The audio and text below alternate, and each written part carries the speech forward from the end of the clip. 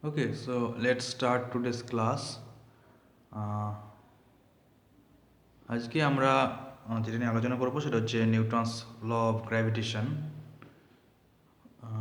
বোর্ডে যেটা লেখা আছে ইউ ক্যান সি, বাট বোর্ডের লেখাটা হিজি আসছে।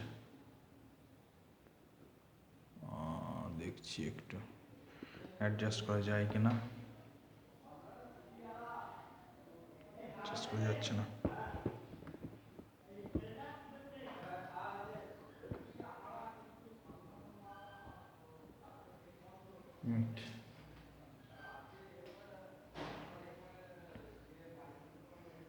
ক্লিয়ার আসছে।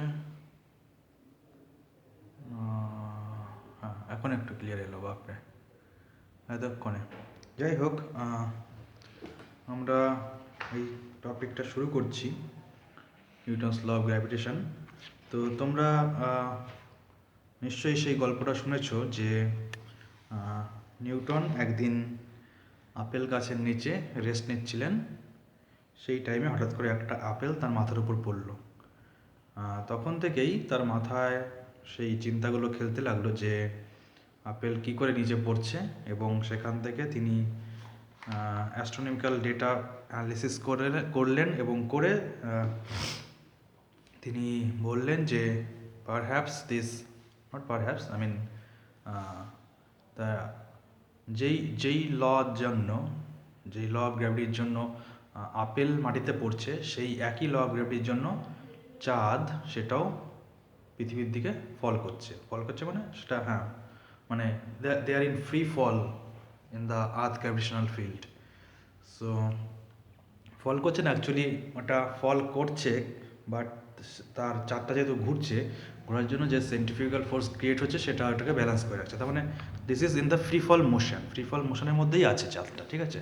এবং সেই একই ফ্রি ফল মোশনে আপেলটা পড়ে যাচ্ছে। আপেলটা যেহেতু কাইনেটিক এনার্জি নিয়েও যেহেতু ঘুরতে পারছে না, ও সেই জন্য ডাইরেক্টলি ফল করছে।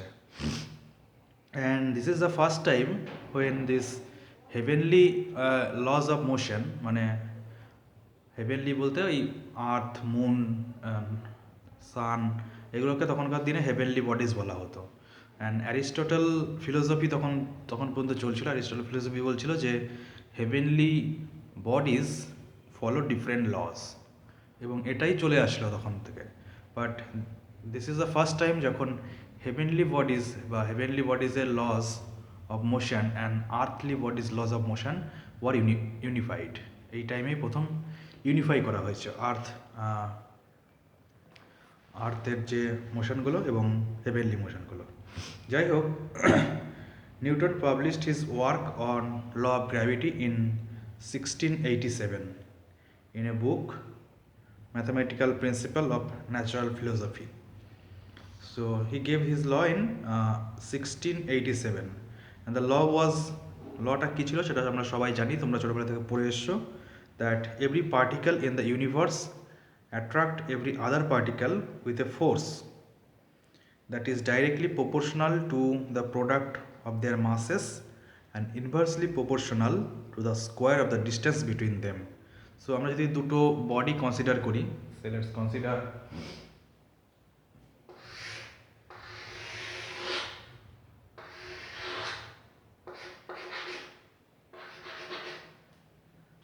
আমরা দুটো বডি কনসিডার করছি, একটা হচ্ছে মাস ক্যাপিটাল এম আর একটার মাস হচ্ছে স্মল এম।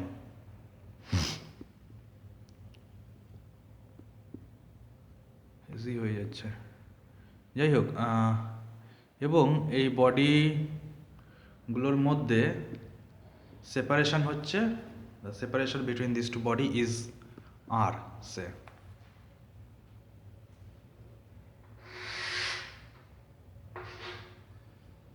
দেন নিউটনস ল বলছে এই দুটো ফোর্সের মধ্যে যে attraction, this two body will attract each other with a force, that force will be proportional to its mass, দুটো বডিরই mass. So force will be proportional two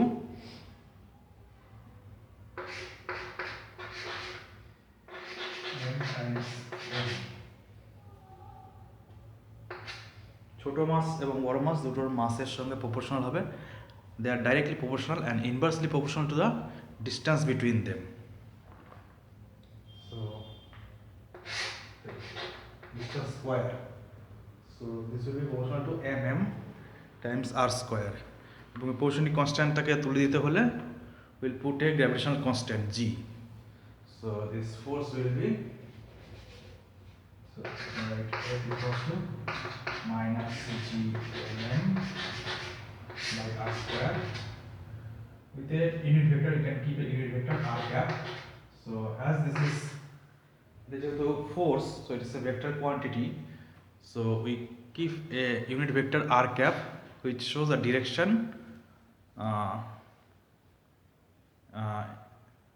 ডিরেকশনটা বলছে ইউনিট ভেক্টর আর ক্যাপ, আর এর দিকে যে ডিরেকশনটা, R cap direction. So the negative sign here indicates that the force is attractive. এখন এই বড় বডিটা ছোট বডিটাকে যেই পরিমাণ ফোর্সে অ্যাট্রাক্ট করছে, ছোট বডিটাও কিন্তু বড় বডিটাকে সেই পরিমাণ ফোর্সেই অ্যাট্রাক্ট করছে। তো এটাকে তাই তো, তো আমরা যদি একটা ফোর্সকে এফ এম এম বলি ডিনোট করি, এই ফোর্সগুলোকে, একটা হচ্ছে ধরো এফ ক্যাপিটাল এম স্মল, আর আরেকটা ফোর্স হচ্ছে F small M capital M. So F small F capital M small M যে ফোর্সটা, সেটা আমি বলছি যে বড় বডিটার উপর force due to small body, মানে ছোট বডিটা যে বড় বডিটাকে যেই ফোর্সে টানছে, সে হচ্ছে F capital M and small M. And F small M capital M দিয়ে আমরা বলছি যে ছোট বডিটাকে বড় বডিটা যেই ফোর্স দিয়ে টানছে, ঠিক আছে, অ্যাট্রাক্ট করছে। And this two force will be equal and opposite. So that will be negative of this. তার মানে এই ক্ষেত্রে তাদের ম্যাগনিটিউডটা সেম একই হবে, G capital M small M by R square, only R cap ভেক্টরটা একবার নেগেটিভ হবে, একটা পজিটিভ হবে, আর কিছু না। So this also consistent with Newton's third law, তাই তো, Newton's law of gravitation is consistent with Newton's third ল। যাই হোক, এবার এখানে যে গ্র্যাভিটেশনাল কনস্ট্যান্ট জি এর মানটা বের করা যেতে পারে। জি এর এসআই ইউনিটের জি এর মান আমরা বের করতে পারি। এসআই ইউনিটে একটা আছে, তাই তো, সেটা এসআই ইউনিটটা কী হবে, কেজি পার মিটার স্কোয়ার, না kg metre square per kg square. তো ফোর্স কি, ফোর্স হচ্ছে ফোর্সের যা ইউনিট সেখান থেকে তুমি বের করতে পারবে এটা, তাই তো। ইউনিটটা কী হবে, যাই হোক, ইউনিটটা বের করা যাবে খুব সহজেই, যেটা হচ্ছে এর ভ্যালুটা বের করতে হবে। ভ্যালুটা কী করে বের করা যায়, হ্যাঁ, জি এর ইউনিট হচ্ছে, জি এর ভ্যালু হচ্ছে, if we write the value of g is 6.673 into minus 11 Newton per meter square by kg square. Newton meter square per kg square. This is the unit, SI unit of the value of g.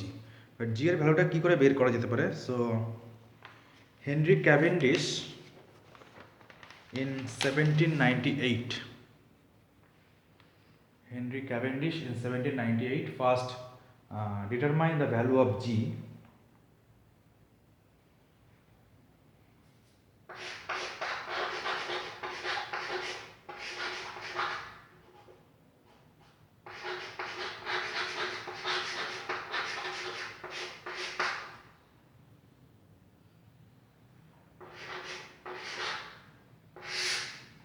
Henry Cavendish in 1798 first determined the value of g.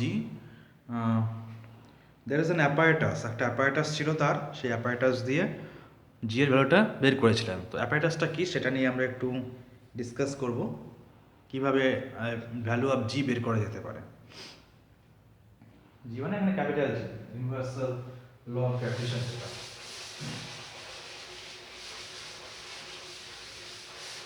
So what he used সে কি করেছিলেন যে উপরে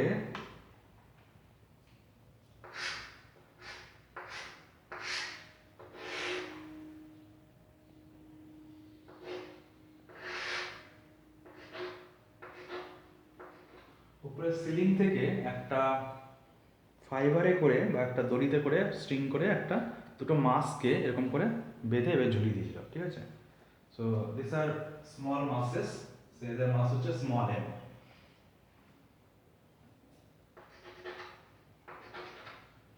ঠিক আছে। এবং এর কাছে আরেকটা রড নিয়েছিলেন,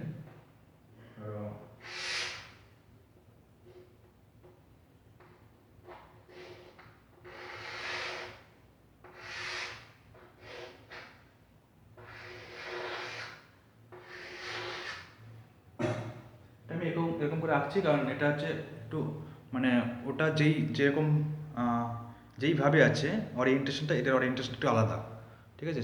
সেই জন্য আমি এরকম করে করছি, ঠিক আছে। মানে কি বলবো, মানে একটু অ্যাঙ্গেল করে আছে এটা অপারেটার সঙ্গে, ঠিক আছে।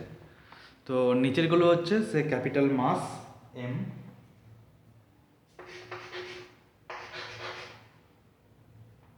তো এবার কি হবে, যখন এই মাছটা কাছাকাছি আনবে তখন মানে একদম ছোঁয়াবে না, কাছাকাছি যখন আনবে তখন ওপরের যে মাছগুলো সেটা সামান্য রোটেট করবে ডিউ টু অ্যাট্রাকশান, যেহেতু এভরিবডি অ্যাট্রাক্ট ইচ আদার, এখানে খুব অল্প পরিমাণ রোটেশন হবে।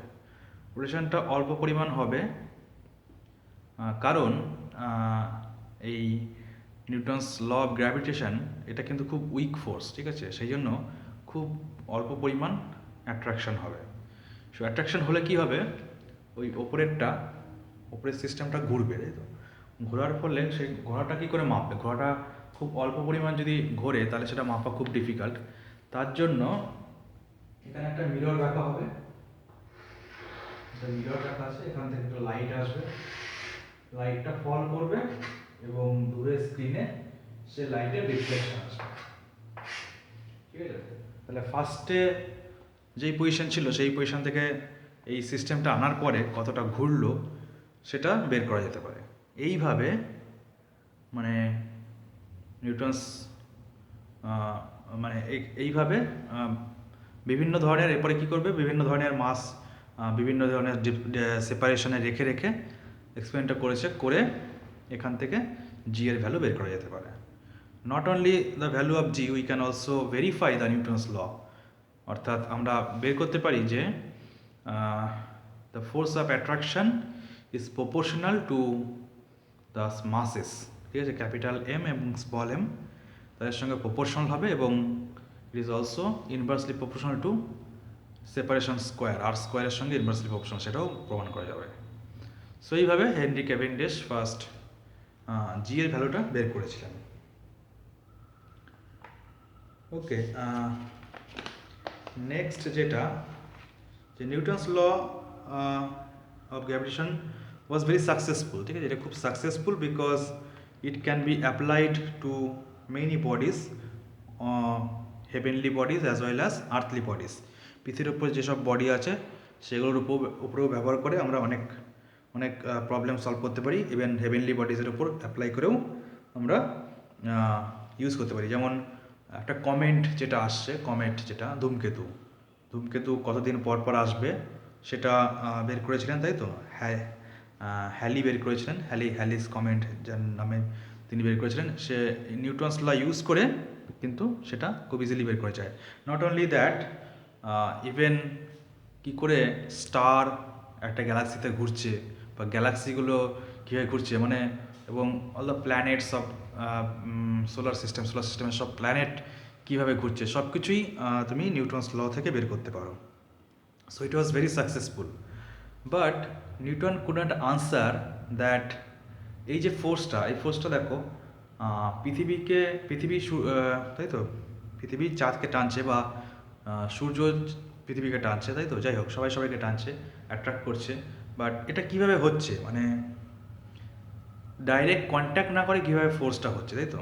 মানে তোমাকে যদি আমি যদি কোনো কিছুকে কোনো কিছুর উপর ফোর্স অ্যাপ্লাই করতে হয়, তাকে আমাকে টাচ করতে হবে, তাই তো? টাচ করে তাকে ধাক্কা দিতে হবে বা কিছু, তার উপরে ফোর্স অ্যাপ্লাই করতে হবে। So those are call contact forces. কিন্তু এই যে নিউটনস ল অফ গ্র্যাভিটেশন, এটা কিন্তু কন্ট্যাক্ট ফোর্স নয়, তাই না? কোথায় পৃথিবী, কোথায় চাঁদ, কত দূরে দূরে, তাই তো? কিন্তু তারা একে অপরকে অ্যাট্রাক্ট করছে। So in the time of নিউটনের সময় বা নিউটনের পরে সাকসিডার যারা, তারাও কিন্তু এর খুব একটা ভালো এক্সপ্লেনেশন দিতে পারেনি, মানে কী করে এরা অ্যাটাক করছে, how the force at a distance works. So the answer came after the death of Newton, answer came from Michael Faraday. So Michael Faraday gives that this non-contact force arises or works by creating field create করে তারা ফোর্সটাকে attract করে। Actually Michael Faraday এটা করেছিলেন magnetic field বা electrostatic ফিল্ডের ক্ষেত্রে, কিন্তু the concept of field is same. I mean সেটা ইলেকট্রোস্ট্যাটিক ফিল্ডের ক্ষেত্রে এবং গ্র্যাভিটেশনাল ফিল্ডের ক্ষেত্রে, মানে কনসেপ্টটা একই, বাট গ্র্যাভিটেশনাল ফিল্ডের ক্ষেত্রে কী সেটা আমরা এখন একটু এক্সপ্লেন করব। সো ধরো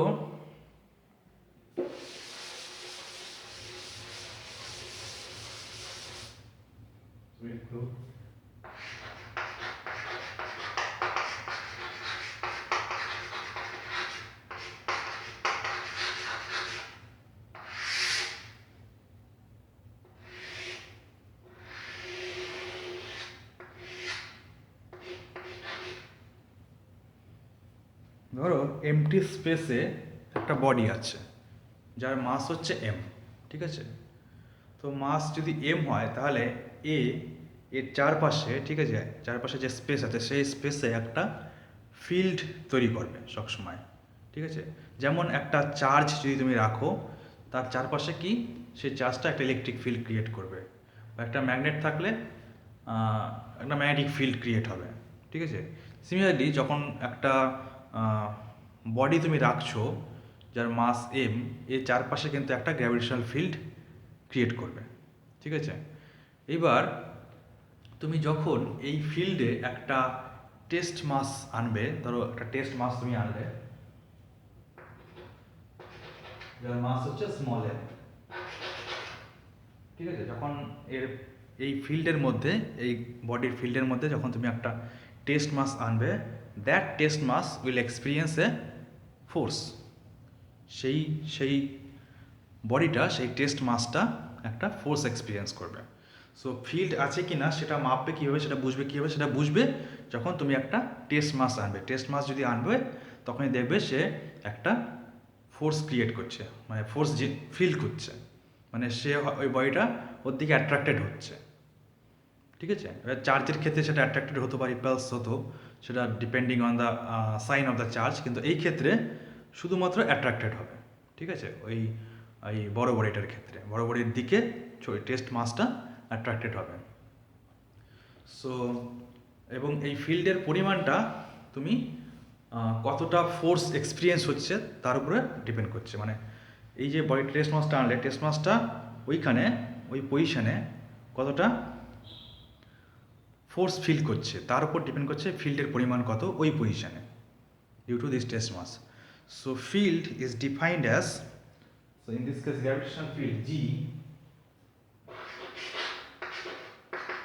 is defined as limit mass tends to 0 G by M. So gravitational field is defined as gravitational limit mass tends to 0, test mass tends to 0 times FG হচ্ছে gravitational field between this two, মানে test মাসটা যেই পরিমাণে gravitational field feel করবে, divide by its mass. So this is the expression or definition of gravitational field. So gravitational field is defined as the force experienced by a test mass per its mass divided by its mass. So the gravitational field at a point in space equals the gravitational force experienced by a test particle placed at that point divided by the mass of the test particle. So this is the definition of gravitational field. ওকে নাও এখানে gravitational field create হওয়ার জন্য কিন্তু test মাসটা আনা জরুরি নয়। Test মাস না আনলেও যখনই তুমি এই একটা বডি থাকছে তার বডির চারপাশে একটা ফিল্ড জেনারেট হচ্ছে, টেস্ট মাসটা থাকুক বা না থাকুক, দ্যাট ডাজন্ট ডিপেন্ড। তুমি টেস্ট মাসটা আনছো টু ফিল দ্য ফিল্ড বা ফোর্স ফিল করার জন্য বা এক্সপিরিয়েন্স হচ্ছে কিনা সেটা প্রমাণ করার জন্য তুমি টেস্ট মাসটা আনছো, কিন্তু টেস্ট মাস না আনলেও ফিল্ড কিন্তু সেখানে আছে, ঠিক আছে। এবং আর কি ডিসকাস করবো এখানটায়, ওকে। আর এখানটায় যেহেতু এই ফিল্ডটা তৈরি হচ্ছে due to this capital M মাসের জন্য, যেহেতু এই ফিল্ডটা তৈরি হচ্ছে সেই জন্য এটাকে আমরা বলবো, এমটাকে বলবো আমরা সোর্স মাস। এখান থেকেই এই ফিল্ডটা তৈরি হচ্ছে, ঠিক আছে। আচ্ছা, আরেকটা জিনিস এখানে বলে রাখি, এখানটায় স্মল মাস কেন নিচ্ছি, টেস্ট মাসের লিমিট m টেন্ডস টু 0 কেন নিচ্ছি, তার কারণ হচ্ছে মানে আমরা চাইছি যেই টেস্ট মাসটা আনছি সেটার মাসটা যতটা সম্ভব কম হতে হবে। তা না হলে কি হবে, যদি ওটা তুমি একটা বড় মাস নিয়ে এসে তুমি ফিল্ড বের করতে চাও, তাহলে যেটা হবে ওই যে মাসটা, সেই মাসটাও তোমার এই ক্যাপিটাল মাসটাকে ইনফ্লুয়েন্স করতে পারে, ঠিক আছে। তো সেই জন্য তুমি হয়তো মানে ওর জন্য একটা ফিল্ড তৈরি হয়ে যেতে পারে, তো সেই জন্য তুমি হয়তো কারেক্ট জিনিস নাও পেতে পারো। সেই জন্য ওটাকে যত সম্ভব ছোট টেস্ট মাস আনা দরকার, যাতে এর কনফিগারেশনটাকে চেঞ্জ না করতে পারে, ঠিক আছে। যাই হোক, সো ফিল্ড কি বোঝা গেল। এখন আমরা গ্র্যাভিটেশনাল ফিল্ড বের করতে পারি, তাই তো। মানে দিস ইজ আ ডেফিনেশন, এইভাবেই আমরা ফিল্ড বের করি, লাইক আই মিন ইলেকট্রোস্ট্যাটিক ফিল্ডেও কিন্তু আমরা ঠিক এইভাবেই আমরা ফিল্ড বের করতে পারি। তো যাই হোক, এখন এখানে যদি আমরা ফোর্সের এক্সপিরিয়েন্স ভ্যালু বসিয়ে দিই, gravitational force between this two body কি, সেটার ভ্যালুটা যদি বসিয়ে দিই, সো তাহলে কি পাবো, will get limit m tends to 0, this is minus gm small m by r square times m to r square, তাই তো। এখানে mm ক্যান্সেল হচ্ছে, so we have minus gm by r square.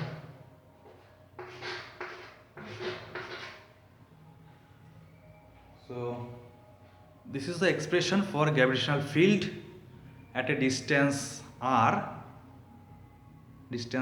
A gravitational ফিল্ডের পরিমাণ কত, due to source mass capital M source মাসের জন্য আর দূরত্বে what is the value of ফিল্ডের ভ্যালু কত, বা গ্র্যাভিটেশনাল ফিল্ডের ভ্যালু কত।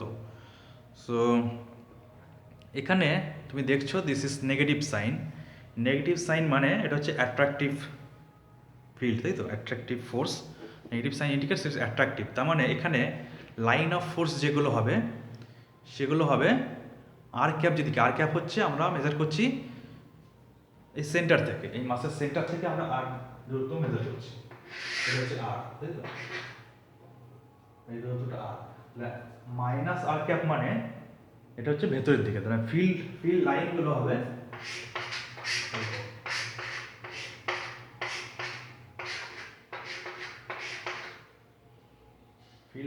সব এরকম করে ঢুকবে, বাইরের থেকে ভেতরের দিকে ঢুকবে, ঠিক আছে। আমরা চার্জের ক্ষেত্রে দেখি ফিল্ড লাইনগুলো কি হয়, যদি পজিটিভ চার্জ বা নেগেটিভ চার্জের উপর ডিপেন্ড করে সেগুলো হয় ভেতরের দিকে ঢোকে বা বাইরের দিকে বের হয়। কিন্তু এখানে মাস যেহেতু অনলি প্লাস সাইন, তাই তো, মাসের একটাই সাইন, দু রকম সাইন নেই, তো এই জন্য ফিল্ড লাইনগুলো সবসময় অ্যাট্রাকটিভ, তাই তো। সেই জন্য ফিল্ড লাইনগুলো সবসময় ভেতরের দিকে ঢুকবে। So this is the concept of field. I think it is clear. So gravitational field আমাদের পৃথিবীর ক্ষেত্রেও এটা, মানে পৃথিবীর ক্ষেত্রে যদি বের করতে হয় তাহলে তুমি জাস্ট এম এর জায়গায় এমই বসিয়ে দেবে, ঠিক আছে। Okay, what is the field on the surface of the earth. পৃথিবীর পৃষ্ঠের উপর ফিল্ড কত, যেটাকে আমরা অ্যাক্সেলারেশন ডিউ টু গ্র্যাভিটি বলি, তাই তো। পৃথিবীর পৃষ্ঠের উপর যেটা, সেটার এই ক্ষেত্রে তুমি কি করবে, কনসিডার করবে যে আর্থ ইজ পিওরলি স্ফেরিক্যাল, আর্থটা পিওরলি স্ফেরিক্যাল, এবং তুমি আরের জায়গায় on the surface of the earth বসাবে, মানে আরের ভ্যালুটা সারফেস অফ দ্য আর্থ বসাবে, এম এর ভ্যালুটা মাস অফ দ্য আর্থ বসালে তুমি জি এর ভ্যালু পেয়ে যাবে, average value of G. So what you will do, at the surface of the earth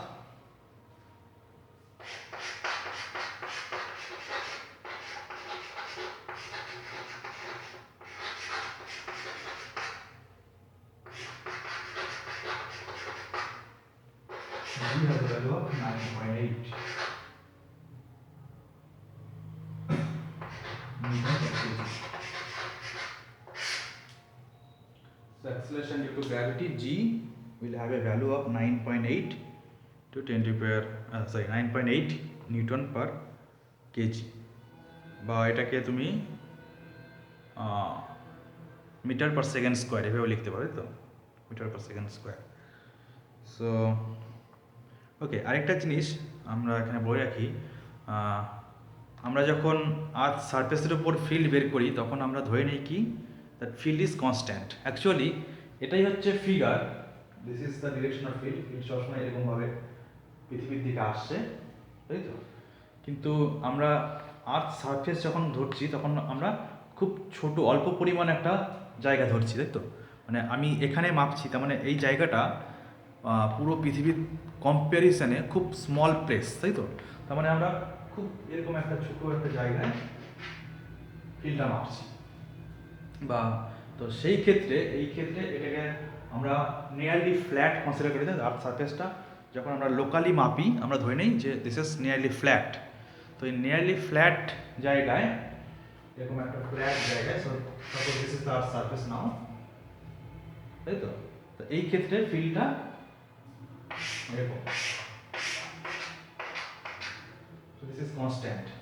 So over the earth's surface this gravitational field is nearly constant, তাই তো, মানে কনস্ট্যান্ট থাকবে, এবং it's value is G, this value is G. The earth's surface is 9.8 into 10 to the power 9.8 metre per second square. So এটা বোঝা গেল, field যেটা সেটাই হচ্ছে অ্যাক্সেলারেশন ডিউ টু গ্র্যাভিটি, তাই তো, সেটাই আমরা ফিল্ড বলি। Now this field depends on the position, কোন পজিশনে তুমি ফিল্ড মাপছো। যত পৃথিবী থেকে যত উপরের দিকে যাবে তোমার ফিল্ডের পরিমাণ তত কমতে থাকবে, তাই না। এখানে যেহেতু এটা inversely proportional to R square. Okay, আরেকটা জিনিস এখানে বলে রাখি, এই যে এক্সপ্রেশনটা, this expression or this value of field, this is the value of field, this value is true যখন আমরা কোনো বাইরের পয়েন্টে ফিল্ড বের করছি, পৃথিবীর বাইরে বা কোনো একটা বস্তুর বাইরের কোনো পয়েন্টে যখন আমরা ফিল্ড বের করছি, দেন দিস ইজ দ্য এক্সপ্রেশন।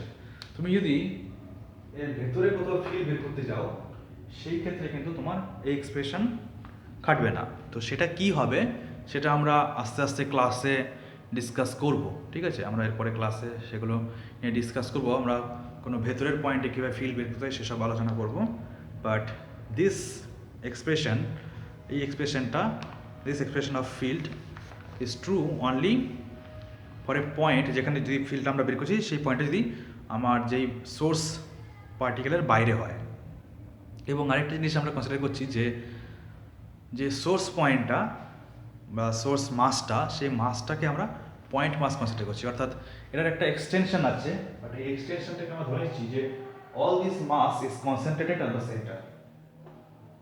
এই পুরো মাসটা এই সেন্টারে কনসেন্ট্রেটেড আছে, যার জন্য আমি এই পয়েন্টে যখন আমি ফিল্ড মাপছি আমি ধরছি না এর জন্য আলাদা, এখানে কত, এর জন্য কত, এর জন্য কত, সেটা আলাদাভাবে কনসিডার করছি। আমরা পুরো জিনিসটাকে এইখানটাই কনসেন্ট্রেট করে দিচ্ছি, পুরো মাসটা, দিস এক্সটার্নাল বডি টোটাল মাসটা এখানে কনসেন্ট্রেট করে দিচ্ছি, দিয়ে আমরা ক্যালকুলেশনটা করছি, তাই না। তাহলে এইখান থেকে আমি ডিস্টেন্সটা মাপছি আর, কিন্তু এই পয়েন্টে যদি বলো সেখান থেকে ডিস্টেন্সটা আর নাও হতে পারে, অন্য ভ্যালু হতে পারে, তাই তো। তো আমরা এই অ্যাসাম্পশনটা করছি যে বাইরের কোনো পয়েন্টের থেকে, পুরো এক্সটেন্ডেড বডিটা কনসেন্ট্রেটেড অন দ্য সেন্টারে কনসেন্ট্রেট করা আছে পুরো বডিটা। যাই হোক, ফিল্ডের কনসেপ্ট আশা করি ক্লিয়ার হলো। Now next topic is will consider the gravitational potential. Gravitational potential কি?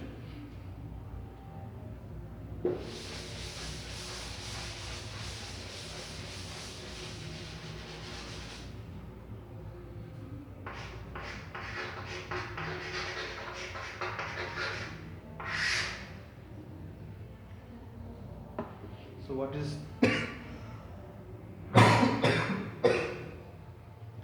গ্র্যাভিটেশনাল পোটেনশিয়াল বা পোটেনশিয়াল এনার্জিও বলতে পারো তুমি। পোটেনশিয়াল এবং পোটেনশিয়াল এনার্জির মধ্যে একটা রিলেশন আছে, সেটা আমরা বলছি একটু পরে। যাই হোক, so what is gravitational potential? তো তার জন্য ধরো আমার সিমিলার একটা বডি আছে যার মাস হচ্ছে m, ঠিক আছে। এবার আরেকটা বডি আছে বাইরে যার মাস হচ্ছে স্মল m, ঠিক আছে। এবার আমরা বলছি যে এই বডির জন্য এর চারপাশে একটা ফিল্ড ক্রিয়েট হচ্ছে। এবার এই মাসটাকে যদি এই পজিশন থেকে অন্য পজিশনে মুভ করো, ঠিক আছে, মানে নট ইন দিস ডিরেকশন, মানে এর ইকুইপোটেনশিয়াল সারফেসের দিক দিয়ে এর ইকুইপোটেনশিয়াল সারফেসে যদি মুভ করো তাহলে কোনো ওয়ার্ক ডান করতে হবে না। কিন্তু তুমি এর ইকুইপোটেনশিয়াল সারফেস ছাড়া যদি একটা ইকুইপোটেনশিয়াল সারফেস থেকে অন্য সারফেসে যাও, মানে তুমি যদি এই দিকে যেতে চাও, এরকম একটা পজিশনে যদি আসতে চাও, তো এটা পি পয়েন্ট, এটা কিউ পয়েন্ট, পি পয়েন্ট থেকে কিউ পয়েন্টে যদি তুমি মুভ করতে চাও, then you have to perform a work. ঠিক আছে, একটা ওয়ার্ক করতে হবে, এই ওয়ার্ক ডান করতে হবে। তো সেই work done, so work done has the dimension of energy, so that work done is known as the potential energy. I mean, no, that is the difference of the potential energy. দুটো পয়েন্টের পোটেনশিয়ালের difference will be equal to the this work done. মানে this work done মানে এই পয়েন্টটাকে, এই মাসটাকে P point থেকে you পয়েন্টে নিয়ে যেতে হলে যেই পরিমাণ ওয়ার্ক ডান করতে হবে, দ্যাট ইজ ইকুয়ালস টু এইখানকার পোটেনশিয়াল মাইনাস এখানকার পোটেনশিয়াল, এই দুটো পোটেনশিয়ালের ডিফারেন্স, ঠিক আছে। বা সো পোটেনশিয়ালকে আমরা কীভাবে ডিফাইন করতে পারি? পোটেনশিয়ালকে এবার এইভাবে ডিফাইন করতে পারি, to displace a mass from one point to another point, the potential energy or the difference of potential energy is equals to work done in displacing the particle from one point to another or from point P to Q, ঠিক আছে। তাহলে work ডানে আমরা কীভাবে বের করি?